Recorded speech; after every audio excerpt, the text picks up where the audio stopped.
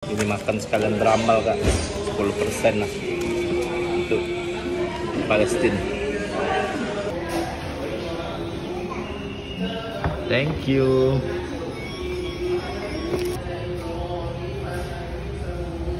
Basa, cak mana almas percikan ini, mantap tak? Mantap mantap. Orang Saudi nomor 1 di Indonesia. Ini pengen mata.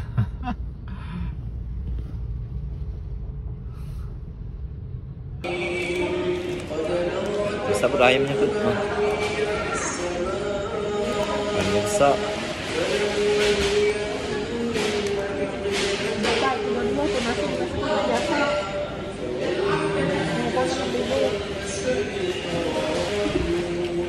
Tapi tadi kan mesen yang asen 1, apa tiba-tiba ini? Kami terkejut. Ini apa? Nasi putih. Nasi putih. Asen. Oh, nasi putih.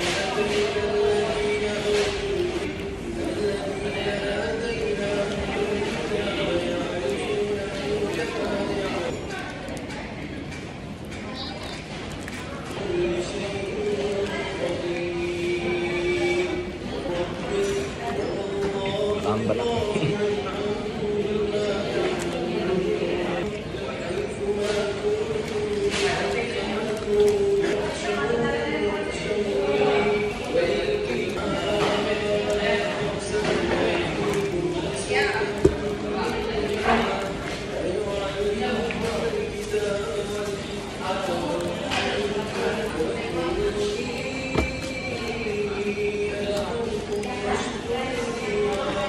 Ada sampai gepreknya. Udah so.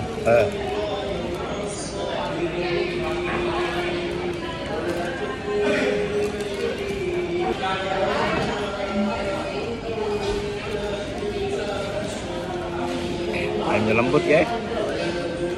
Enak. Rekomen Almas Fried Chicken.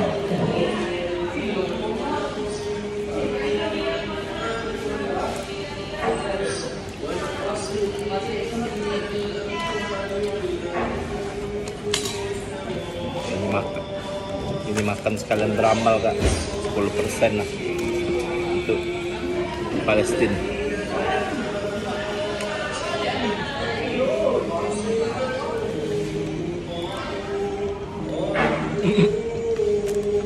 Lapar tuh. Angkat. Iya, aku lapar.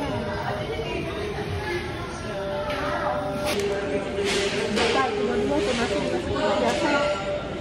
Mau makan dulu.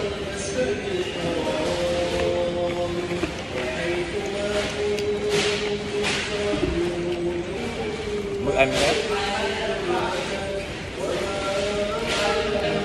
Kalau dia mau tidak mau, kasih apa? Ayam makan apa?